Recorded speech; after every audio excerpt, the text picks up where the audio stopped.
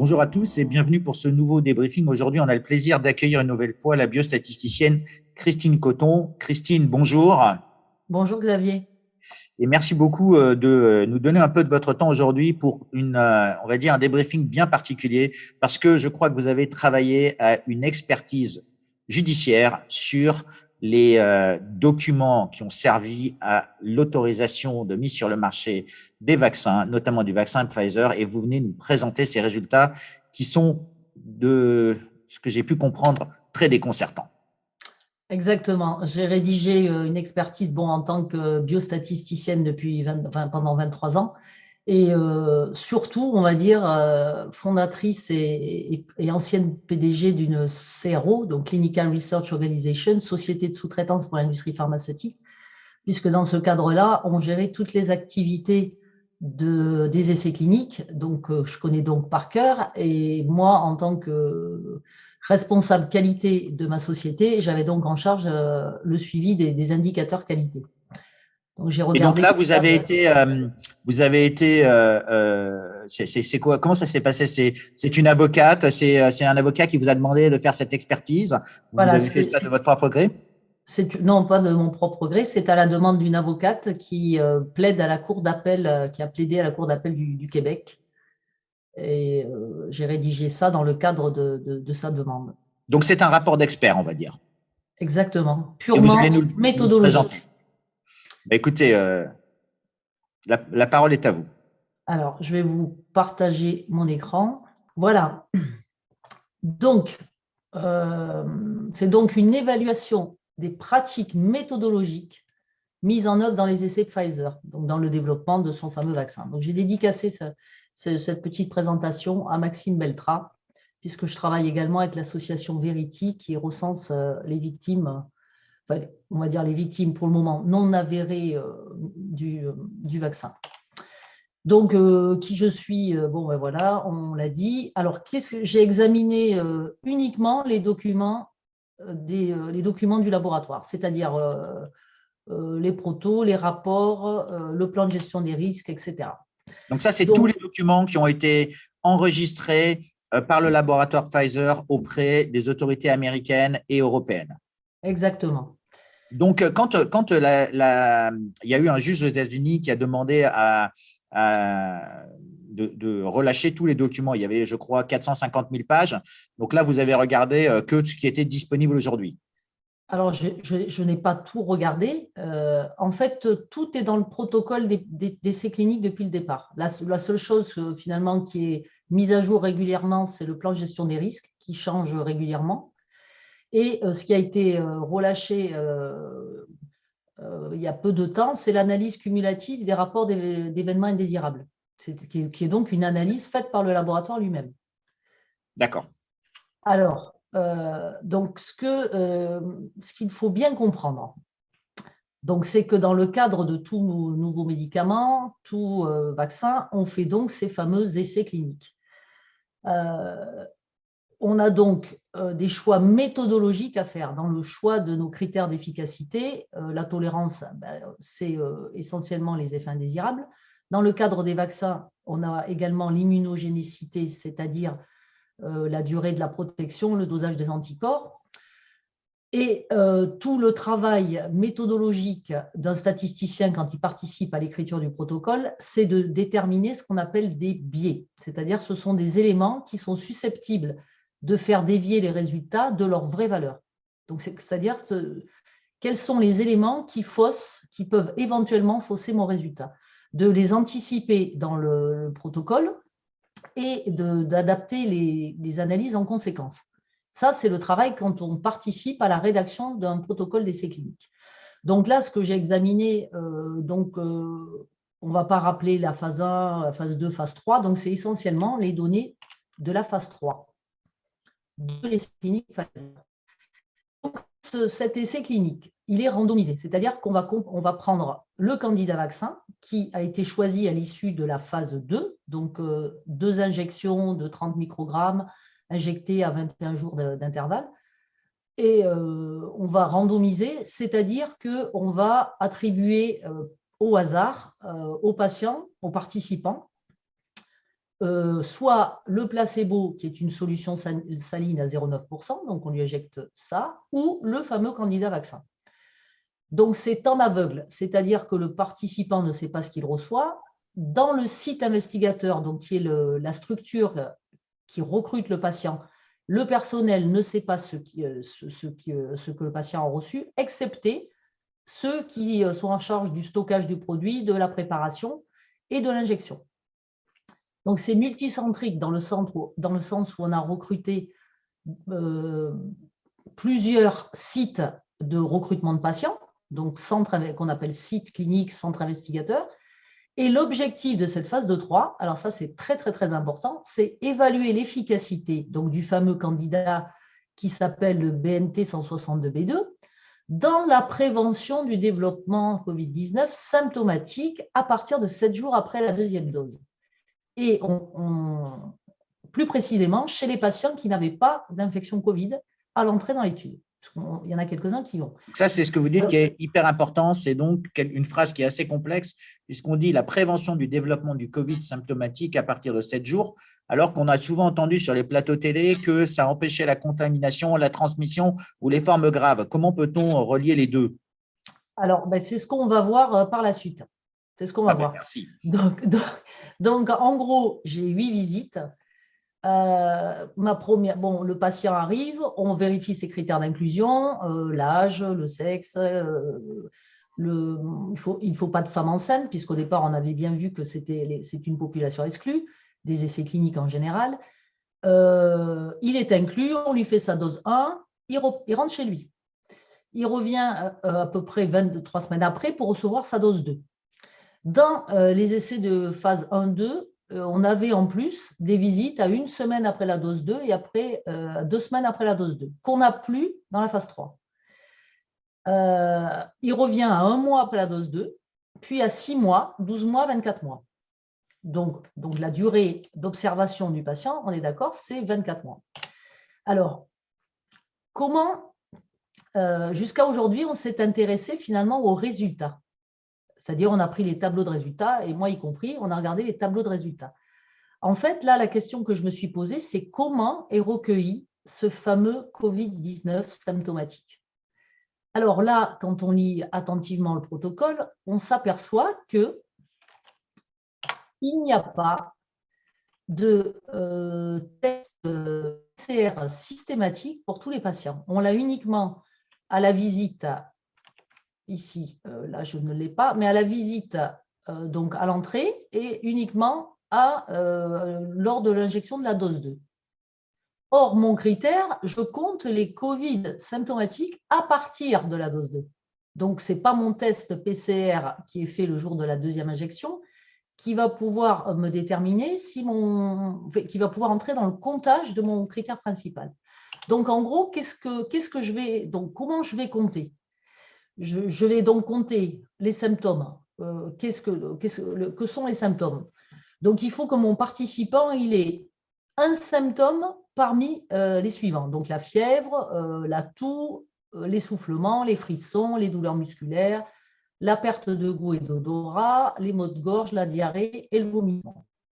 Mais il faut que ces symptômes soient confirmés, pour être sûr que c'est bien un Covid, par un test PCR positif.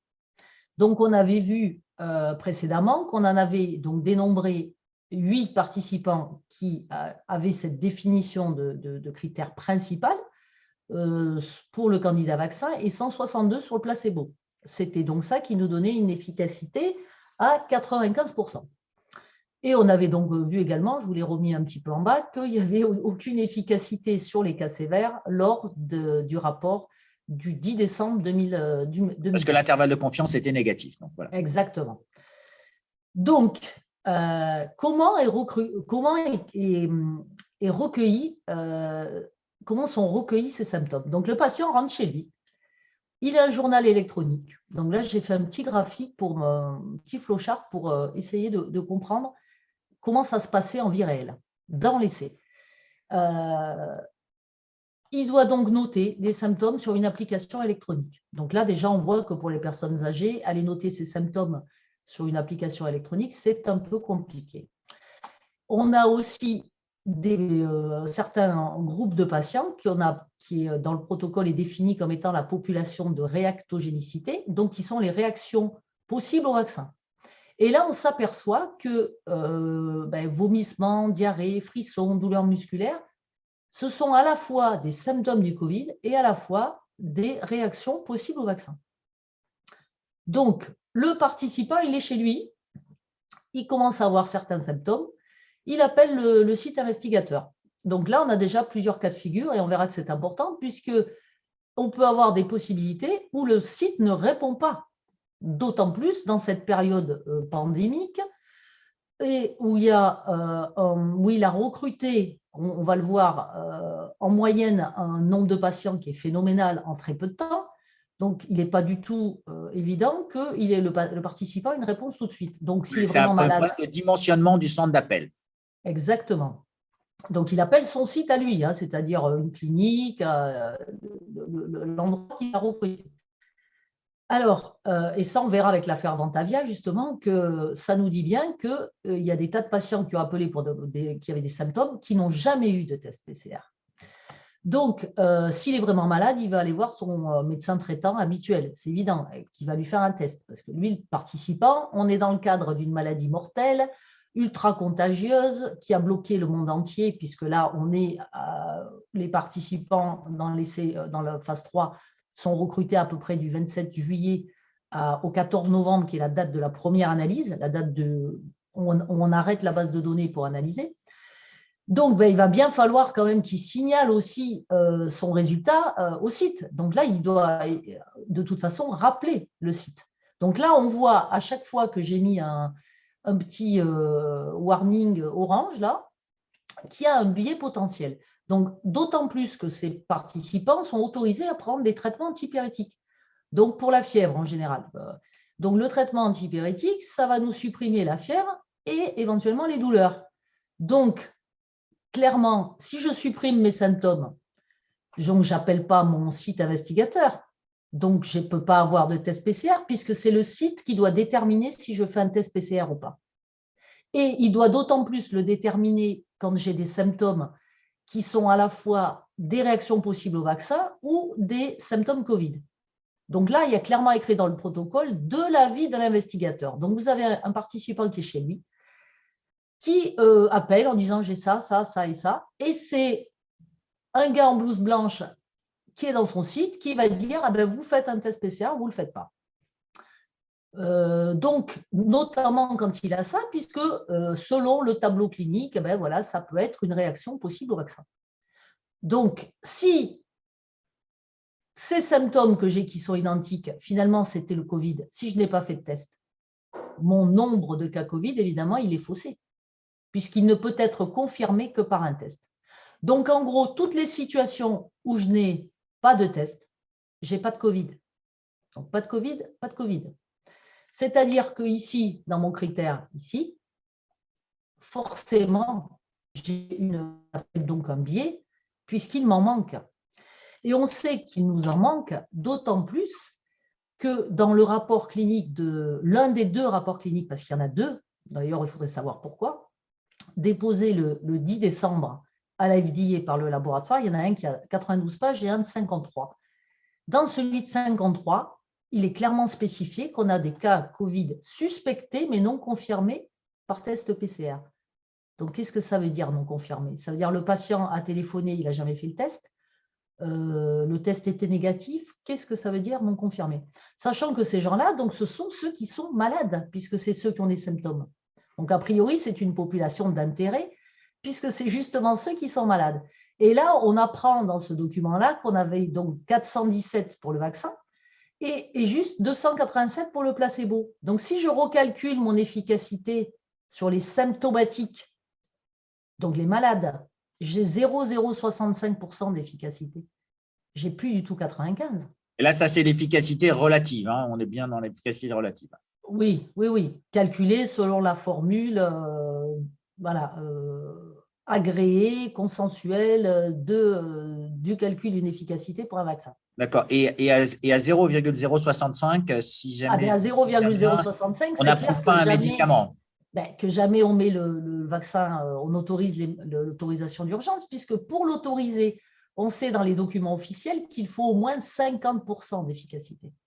En dessous de 50%, le vaccin, sur la base de son résultat d'efficacité, n'est pas autorisé, n'a pas l'autorisation d'urgence. Et on rappelle que dans les présentations précédentes, vous nous aviez expliqué que pour certains sous-groupes, comme les personnes âgées, on n'arrivait pas à ces 50% parce que c'était non concluant, et ainsi que pour d'autres sous-ensembles.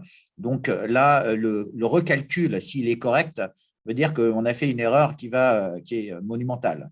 Alors là, on ne peut pas parler d'erreur. Là, on va dire, j'ai fait une analyse de sensibilité, c'est-à-dire j'ai analysé l'efficacité sur les cas symptomatiques. Alors maintenant, si je regarde ce fameux document d'analyse des effets indésirables, donc post-autorisation, analysé par Pfizer lui-même, des événements survenus pendant les premières vaccinations, enfin on va dire jusqu'au 28 février.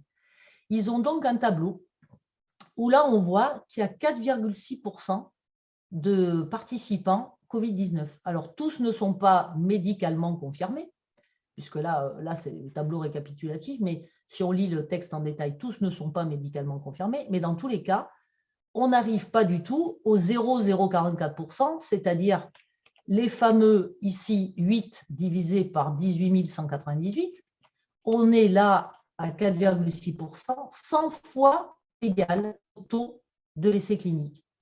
Donc, ça confirme également que ce critère de l'essai clinique, il est mal recueilli, puisque dès les premières vaccinations, j'ai un taux de Covid-19 qui est largement supérieur à l'essai. Donc, si je résume dans mon calcul de mon nombre de cas Covid-19 symptomatiques, j'ai les biais suivants. Je peux avoir un biais de report incomplet du participant lui-même, un biais qui n'a pas bien rempli son autojournal, un biais qui n'est pas apte à téléphoner au site, les antipyrétiques qui suppriment les symptômes, du coup, pas de symptômes, pas de test, pas de Covid. Et j'ai donc mes fameux cas suspectés qui, du coup, ne sont pas confirmés. Donc, à partir de là, j'en conclus que mon résultat d'efficacité de 95% a tellement de biais que je ne peux pas, en toute fiabilité, en toute qualité, en toute intégrité du point de vue des bonnes pratiques cliniques, faire confiance à ce résultat. Donc, pour faire face à ces multiples biais, qu'est-ce qu'on aurait pu faire? Bon, déjà, on sait que les traitements antipyrétiques, on le sait sur le groupe de réactogénicité notamment, sous cette sous-population de 6 000 participants environ, on a eu beaucoup plus d'utilisation d'antipyrétiques chez le groupe vaccin. Donc, on aurait pu en tenir compte dans l'analyse statistique en réajustant, on va dire, le résultat par rapport à si le patient avait pris le traitement, enfin, un antipyrétique, oui ou non. C'était possible dans les calculs à rajouter. Et alors, la grande question, c'est pourquoi le laboratoire n'a pas fait des tests PCR réguliers à l'ensemble de ses participants. Alors, donc, ces tests PCR qui auraient pu permettre de qualifier de manière, on va dire, factuelle ou scientifique, avec ce test PCR, les potentiels 409 cas que vous avez inclus dans la diapo précédente. Alors, pas que. C'est-à-dire que tous mes patients symptomatiques, on a bien vu que depuis des mois, en vie réelle, il y a des millions de gens totalement asymptomatiques qui vont faire des tests pour savoir s'ils sont Covid+. Et là, on est en 2020, entre juillet et décembre, donc en pleine pandémie mortelle. Et on a le laboratoire qui laisse ses participants rentrer tranquillement chez eux, éventuellement aller contaminer leurs gosses, leurs parents, à tel point qu'on est obligé de ne plus aller voir papy et mamie. Qu'à Noël, papy et mamie mangent dans la cuisine pour surtout ne pas attraper le Covid-19. Et on a 40 000 patients à tester, on va dire peut-être au moins une fois dans la semaine, et le laboratoire ne fait pas les tests de ces 40 000 patients. Alors, du coup, comme je vous l'ai dit au début, les conclusions qu'on peut tirer sur un critère, sur une efficacité, c'est uniquement par rapport aux critères qu'on a choisis. Donc, si je fais une étude sur l'hypertrophie bénigne de la prostate, par exemple, que les plus de 70 ans connaissent bien, les hommes de plus de 70 ans connaissent bien. Donc, j'ai des problèmes urinaires. je vais analyser mes problèmes urinaires à l'inclusion dans mon essai et je vais analyser mes problèmes urinaires au bout de 1 mois, 3 mois, 6 mois pour savoir si le traitement que je donne fait diminuer mes problèmes urinaires. Et quand je vais conclure à l'efficacité de mon produit, je vais dire il y a une action sur les symptômes urinaires. Donc là, mon critère d'analyse, ce sont les cas Covid symptomatiques. Ce n'est pas l'ensemble des cas Covid. Donc, je ne peux nullement avoir une communication en disant « ça freine la transmission » puisque je n'ai pas de données sur les cas asymptomatiques. Est-ce que vous comprenez là toute la nuance? Donc, je ne peux argumenter que sur des résultats scientifiques, donc statistiques, puisqu'encore une fois, c'est le statisticien qui fait les tableaux qui vont être inclus dans l'essai. Donc, toute communication visant à promouvoir la vaccination sur la base d'un argument « ça freine la transmission » n'est donc étayée par aucun résultat dans l'essai clinique. Donc, donc, ce n'est pas une communication scientifique. Mais les conséquences de votre analyse sont importantes parce que si jamais je prends un autre exemple comme le Boeing 737 dont on a enlevé la certification puisqu'il y a eu une certification originale et qu'après il y a eu 2 avions qui sont tombés du ciel et qui ont fait un crash et il y a eu une analyse d'un bureau enquête accident qui a regardé et qui a enlevé cette certification. Ce qui veut dire qu'aujourd'hui, s'il n'y a pas de base scientifique, il ne devrait pas dû y avoir de certification de ce médicament ou d'autorisation. Alors, ça, c'est complexe comme question, puisque cette façon de procéder, de laisser le participant lui-même reporter ses symptômes, c'est quelque chose qui est commun dans les essais vaccins. Sauf que là, on est dans un cadre, on a une maladie mortelle qui contamine la terre entière, pour laquelle on fait des confinements, on arrête l'économie pendant des mois, dans le monde entier. Donc, c'est une maladie a priori beaucoup plus grave que le vaccin pour le papillomavirus, que ne serait-ce que la grippe, même si la grippe fait 15 000 jusqu'à 18 000 morts par an. Bon, a priori, et c'est censé être administré donc à des milliards d'individus sur la planète. Donc là, dans ce cadre-là, on est quand même censé, enfin à mon sens, adapter un protocole qui est peut-être adapté au vaccin dans d'autres situations, mais qui est clairement plus du tout adapté au Covid-19. Donc, pourquoi les agences de santé n'ont pas fait ce genre de remarques? Ben, moi, je dirais qu'il faut leur poser la question. Et est-ce qu'on leur a posé la question? Ça, je ne sais pas. Il faut demander au gouvernement si, quand les agences rendent un… Parce qu'on pourrait se dire, ce que vous êtes en train de nous dire, c'est que si jamais ça va être administré à des milliards, on n'est pas à 40 000 tests près, c'est ça? 40 000 tests, c'est quelques… On ne fait pas 40 000 de milliers de dollars. Oui, on ne fait pas 40 000 tests à des participants d'un essai clinique qui ont signé un consentement, qui ont confiance dans le laboratoire qui les inclut dans leur étude. On ne leur fait pas 40 000 tests fois X fois, puisqu'il faut le poursuivre. Et on ne peut pas leur faire qu'une fois le test, on va leur faire régulièrement. Ou alors on leur donne des autotests, enfin je ne sais pas, mais enfin, impérativement, on teste tout le monde, puisque cette maladie est mortelle au point d'arrêter le monde entier. Et on laisse les gens dans la nature aller contaminer tout le monde. Mais là, il y a quelque chose qui n'est pas du tout cohérent. Et donc, vous venez de nous dire que votre travail a été utilisé dans le cadre d'une plaidoirie de manière à sensibiliser, on va dire, un juge sur l'approche non scientifique de ces autorisations. Et qu'est-ce que vous comptez en tirer, on va dire, de cette procédure juridique? Moi, je ne sais pas.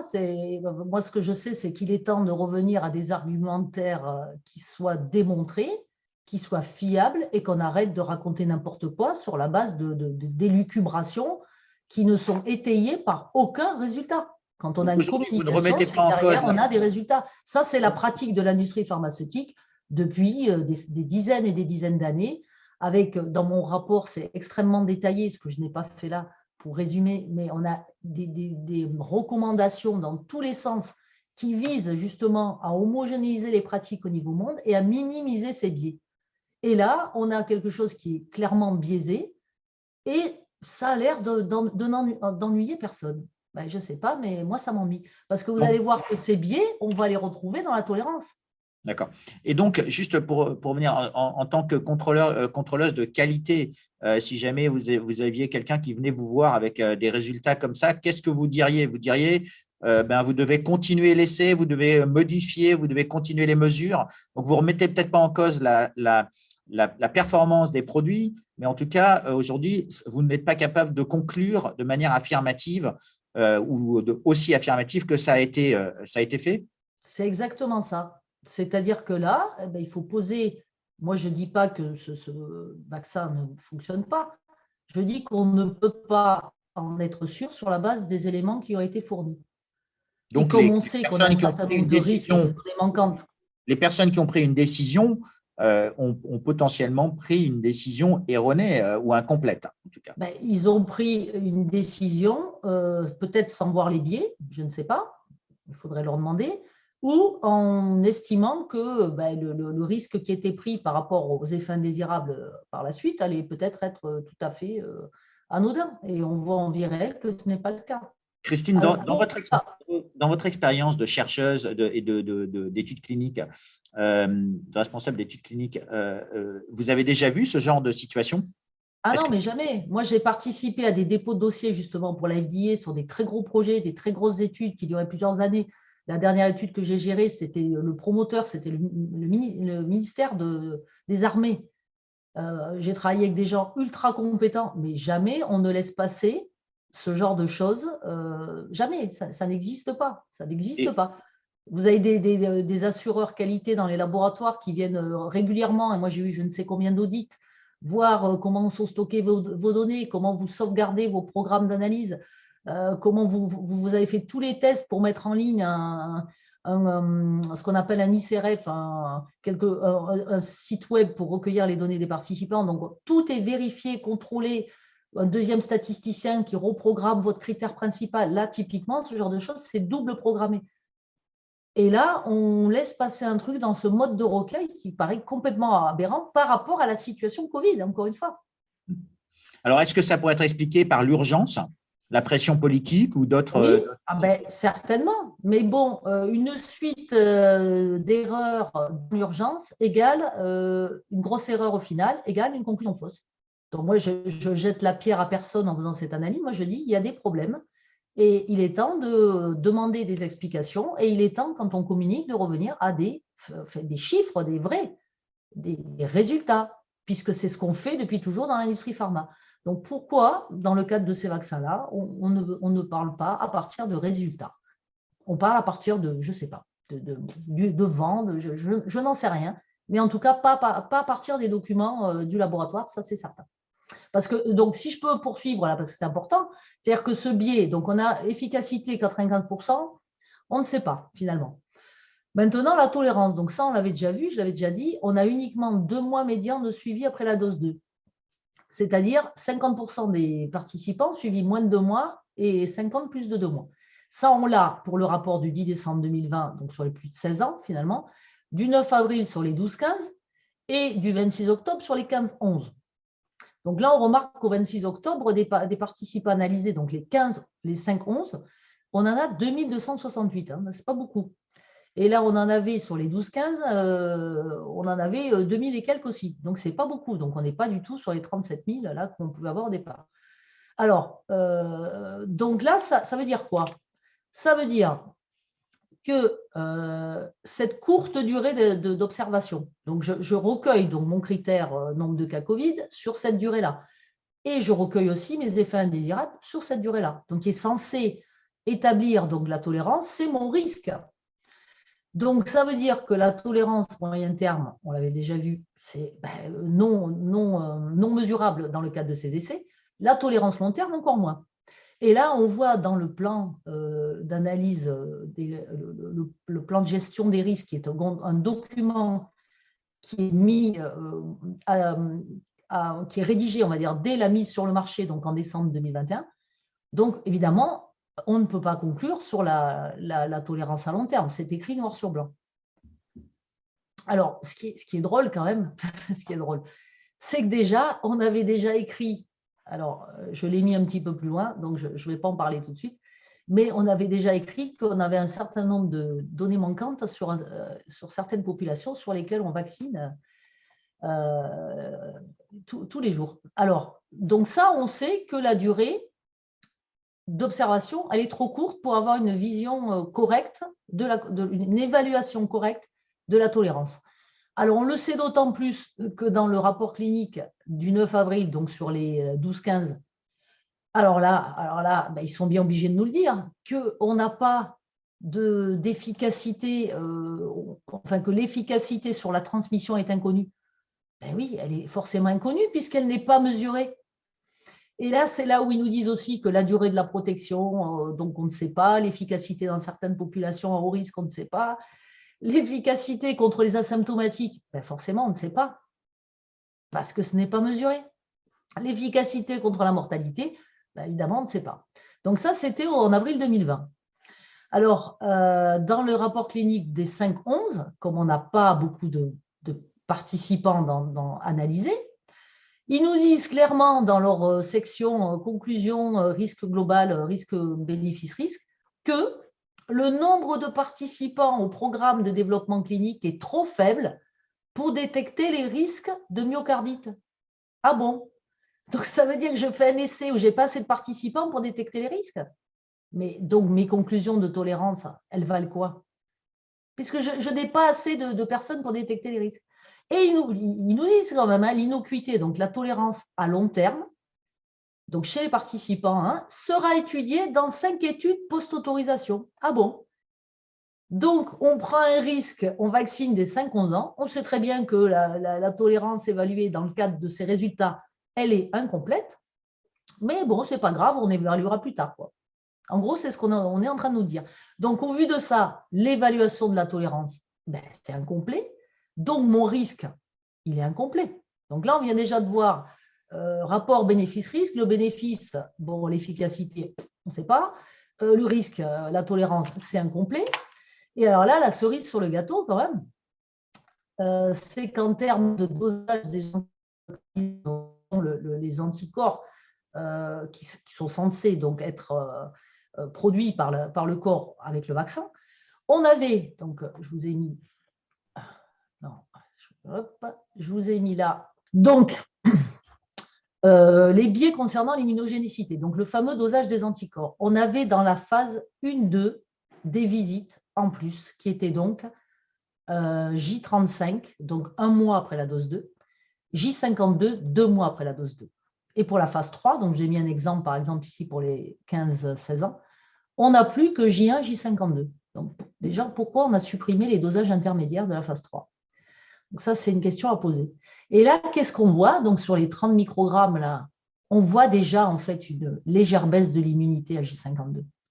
Or, le design de l'étude, si on revient aux visites que je vous ai présentées au départ, il n'y a aucune visite entre 1 mois après la dose 2 et 6 mois après la dose 2. Donc, aucun dosage des anticorps.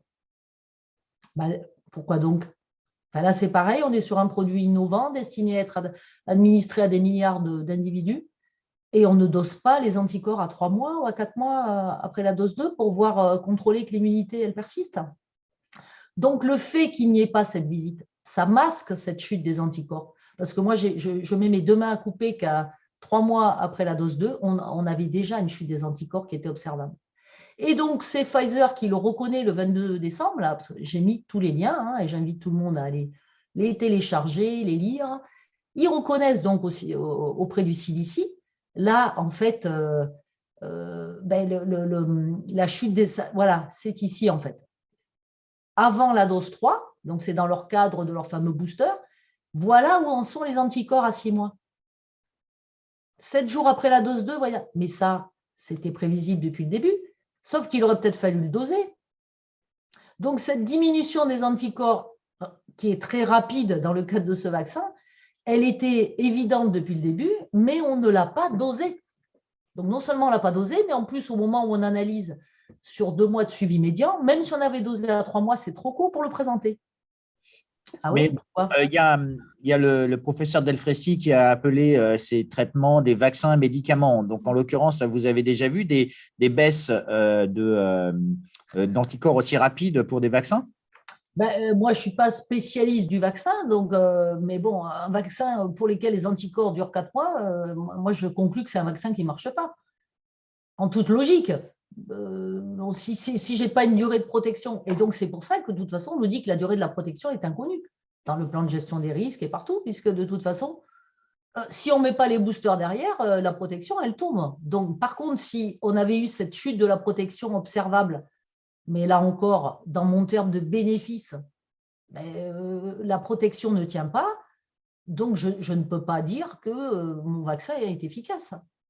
Encore une fois, c'est un biais, le fait de n'avoir pas dosé régulièrement ce taux d'anticorps, c'est un biais qui peut masquer la chute des anticorps et donc qui biaise clairement l'efficacité, enfin ce qu'on appelle l'immunogénicité, et ça fait partie du bénéfice.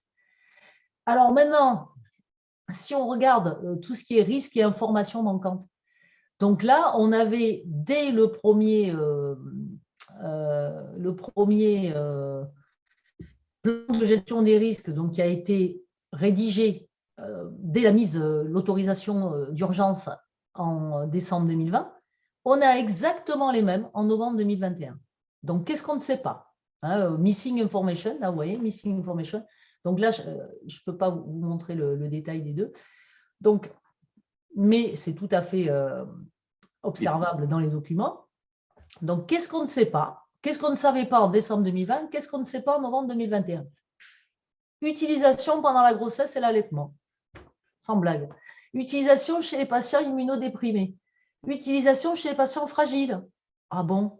Utilisation chez les patients présentant des maladies auto-immunes ou inflammatoires. Interaction avec les autres vaccins. Ah bon, mais comment ça se fait on vaccine, on met la grippe en même temps, alors là, puisqu'on ne sait pas? Et données de sécurité à long terme. Et si on va sur le site de l'Europe, alors là, j'ai mis que 2 petits exemples.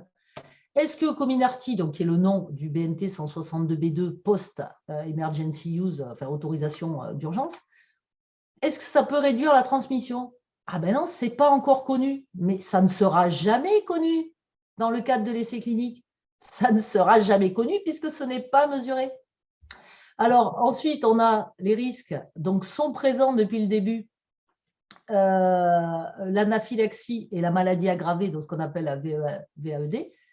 Et enfin, ils ont rajouté, je crois, je ne sais plus si c'est dans celui de novembre ou celui de… Je crois que c'est dans celui de novembre.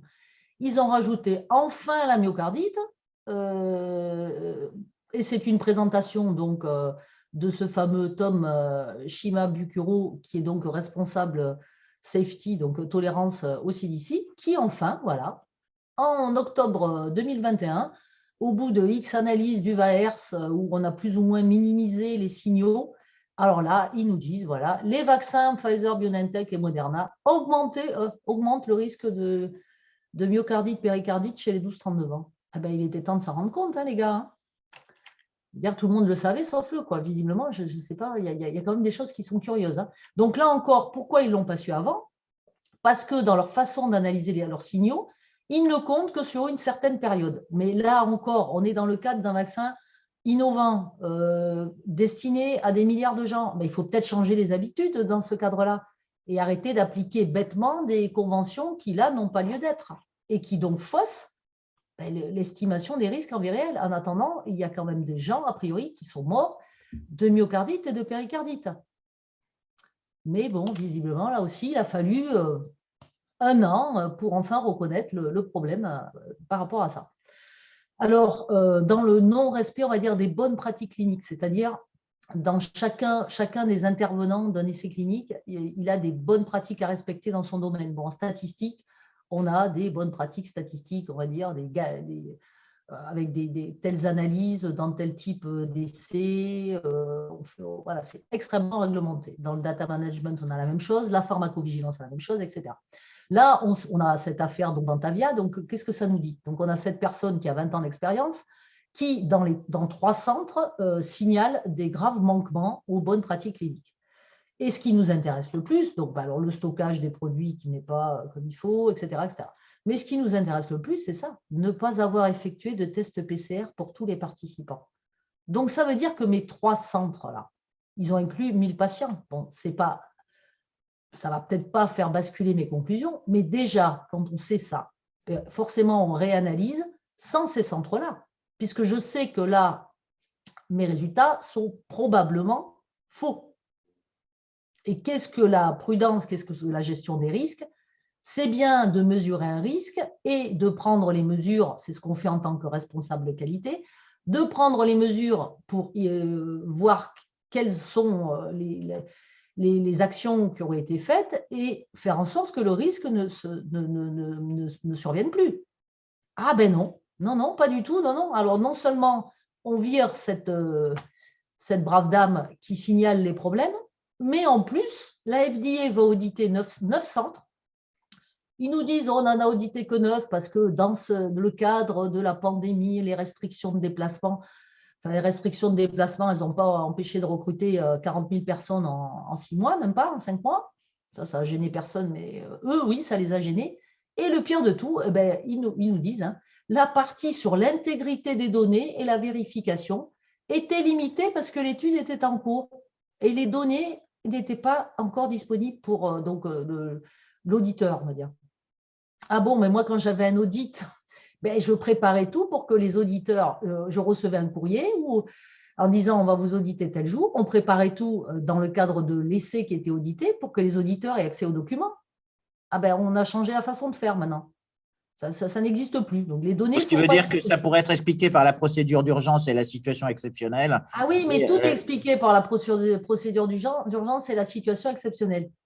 Voilà. Mais bon, dans ce cadre-là, les conclusions, ben oui, alors c'est procédure d'urgence, situation exceptionnelle, et conclusions, ben, il va falloir se poser des questions dessus. Parce que, donc, donc, on est en si on train reprend… de respecter le vieux dicton, il ne faut pas confondre vitesse et précipitation, puisque ici, peut-être qu'on peut aller vite, mais si vous avez été capable de faire ce travail toute seule, on peut se poser la question de sociétés pharmaceutiques qui ont d'énormes moyens, qui auraient dû, à minima, se prémunir de ces risques-là.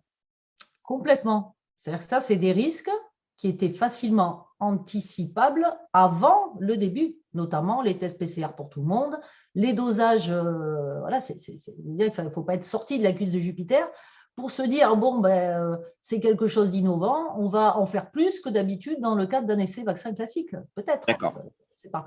Donc, en gros, on a 44 000 patients environ, participants recrutés entre le 27 juillet, qui est le début de la phase 3, à peu près, quoi, et le 14 novembre, on a 150 sites. Donc, on a en gros 293 participants par site. Donc, est-ce que 200… Donc, ça, c'est vraiment une moyenne. Hein, c'est-à-dire que je peux avoir des sites où j'en ai beaucoup plus. Et si je regarde, en fait, dans mon rapport vraiment détaillé, j'ai analysé, grâce au communiqué de presse Pfizer, vraiment le rythme de recrutement à chaque fois qu'ils nous redonnaient un chiffre. On a des moments où on recrute quasiment 60 patients par minute. Mais on a le temps de suivre tous ces gens. Bon, par contre, on a sans doute le temps de faire des contrats financiers pour encaisser l'argent que ça nous rapporte. Ça, je pense que là, on a le temps. Mais est-ce qu'on a le temps de rappeler ces gens éventuellement s'ils ont appelé?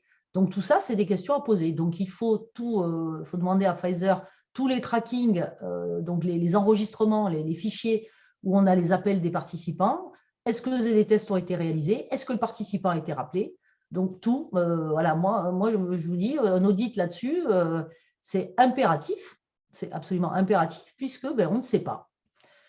Alors, du coup, quand on voit tout ça, donc en termes méthodologiques, hein, là on ne parle pas d'élucubration issue d'on ne sait où, on a un certain nombre de biais majeurs donc, qui découlent de la conception de l'essai, donc ce fameux calendrier des visites, le mode de signalement des symptômes par le participant lui-même qui est biaisé, donc tel qu'on l'a vu, cette absence de dosage des anticorps entre 2 et 6 mois, quasiment après la dose 2, qu'on ne comprend pas pourquoi. Les méthodes d'analyse, donc les analyses qui sont faites sur une durée réduite de 2 mois médian, mais pourquoi on n'a pas suivi au moins 6 mois? Et tout ça avec l'accord de la FDA quand même. Hein. C'est-à-dire, ça, c'est dans l'emergency use, ce document, c'est noir sur blanc la FDA qui autorise à analyser. Mais depuis quand? Depuis quand? C'est nouveau, ça vient de sortir, quoi. Et donc, on a ces écarts aux bonnes pratiques cliniques dans la gestion des centres eux-mêmes. Et cette affaire Ventavia, même si on n'a que 1000 patients, la question à se poser donc sur 3 centres, c'est est-ce qu'on n'a pas des tas d'autres centres où on a ce genre de problème? Donc, auquel cas, quand on voit ça, effectivement, les rapports cliniques examinés dans l'urgence. Donc, effectivement, ils reçoivent un rapport clinique et quoi, je ne sais pas, 3 jours, une semaine après, hop, ils acceptent. Ben, il faut peut-être le temps de lire, il faut peut-être le temps de se poser des questions. Enfin, peut-être ça a été un petit peu trop vite. Il faut peut-être le temps d'avoir des personnes qui ont un peu plus d'esprit critique que ceux qu'ils en ont. Là encore, je ne sais pas. Donc, ces résultats ne peuvent pas être considérés comme intègres et fiables du point de vue des bonnes pratiques cliniques, biaisant l'évaluation rapport bénéfice-risque supposé favorable au vaccin. Donc, ensuite, on a tous les risques identifiés et les informations toujours manquantes. Donc, dans ce cadre-là, étant donné qu'on n'est pas capable de dire aux gens qu'on injecte, on ne sait pas quelle maladie potentielle, auto-immune, Creutzfeldt-Jakob, etc., comme on a vu récemment avec des témoignages de patients atteints de cette maladie-là, ou de proches. Donc, comme on ne sait pas, mais comment on peut accepter de faire courir ce risque aux gens qu'on injecte? Et je vous passe les femmes enceintes, alors qu'on ne sait pas, la co-administration du vaccin grippe, c'est du grand n'importe quoi. Et donc, là, la seule chose à faire, c'est de suspendre urgemment, alors non seulement sur toutes ces populations pour lesquelles le laboratoire nous dit lui-même, on ne sait pas, le laboratoire lui-même. Donc, moi, la question que je me pose, mais c'est qui lit ces documents dans ce pays, enfin, ou dans le monde entier? Est-ce qu'il y a des gens qui lisent les documents Pfizer, les essais cliniques, le plan de gestion des risques? Pour les médecins, ils n'ont pas le temps.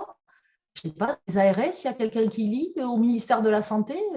Je ne sais pas, il y a vraiment il se passe Le des contrôle choses de bizarres, qualité, quoi. vous êtes en train de dire, n'est pas forcément fait. Voilà. Ils Vous sont vous drogués à interrogez. la cantine, je ne sais pas, ils ont une baisse neuronale. Moi, je ne comprends pas. Qui lit ces documents? Visiblement, personne.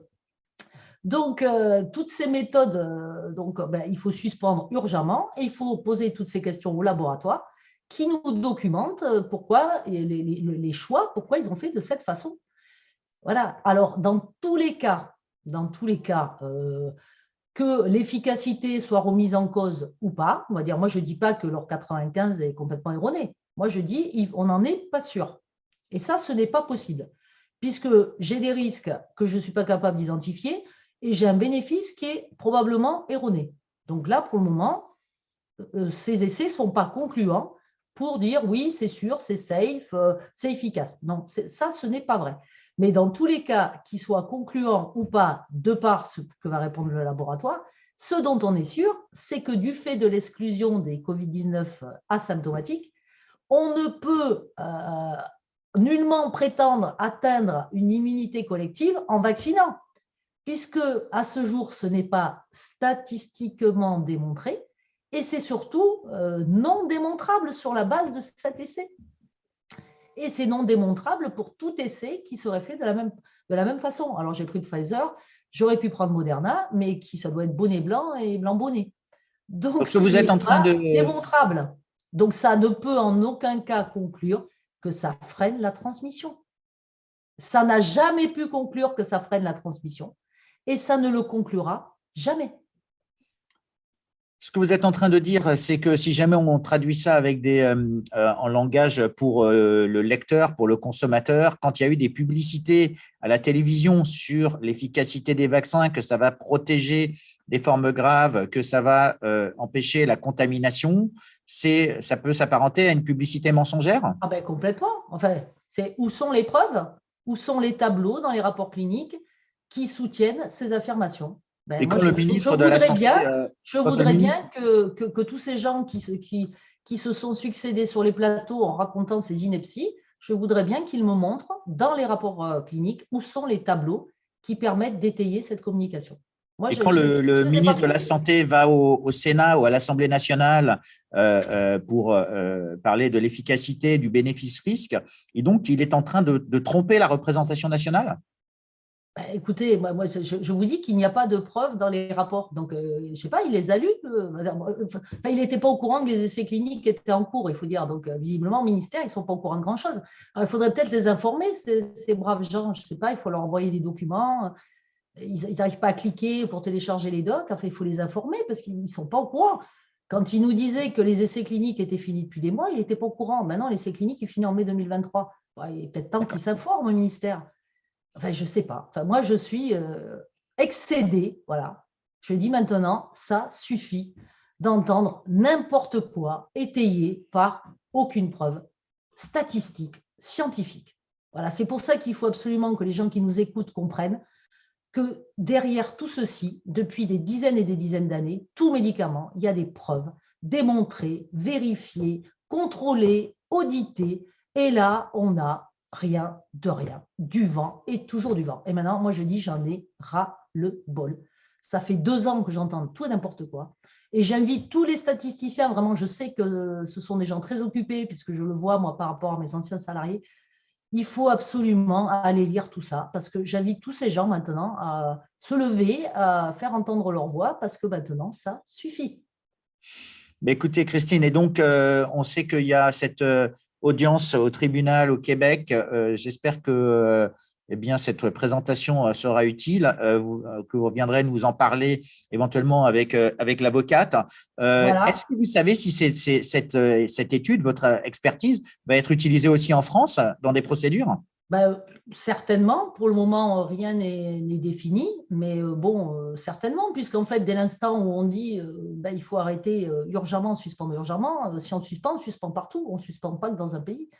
Ok. Alors, du coup, moi, j'ai quelque chose à rajouter, c'est que le rapport que j'ai tapé, il va être mis à disposition de tout le monde, donc tout le monde va pouvoir lire, tout le monde va pouvoir voir en général comment ça se passe dans des essais cliniques, puisque là, j'ai très documenté cette partie pour que les gens comprennent bien à quel point c'est réglementé et contrôlé.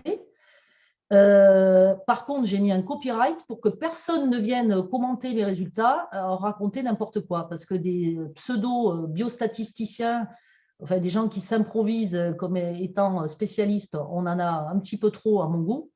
Et moi, je ne vais pas commenter, je ne sais pas, la chirurgie maxillofaciale. Donc, a priori, voilà, j'ai mis un copyright, donc personne n'a le droit de commenter ces résultats sans mon autorisation. Mais il sera disponible en relecture par tout le monde. Ben, écoutez, merci beaucoup d'avoir d'abord pris le temps de nous présenter tout ça aujourd'hui. C'est une longue présentation, donc on Oui, rappelle ben, c'est un peu compliqué de faire plus court. à partir, je vais essayer de faire un résumé pour tout le monde. Donc, à partir de tous les documents qui étaient disponibles et mis à votre disposition, vous avez regardé les études de l'autorisation de mise sur le marché du vaccin Pfizer, plus particulièrement sur les données américaines. Vous vous questionnez sur à la fois les biais de mesure, les biais d'analyse qui auraient pu être évités et sur les conclusions. Et d'après vous, il y a des biais majeurs qui peuvent qui ne correspondent pas d'abord aux bonnes pratiques cliniques, qui vous poussent à vous poser des questions et à recommander la suspension immédiate de cette vaccination en attente de plus d'informations, bien sûr, sur toutes ces données. Christine, merci Exactement. beaucoup pour tout Merci à vous, cela. Xavier.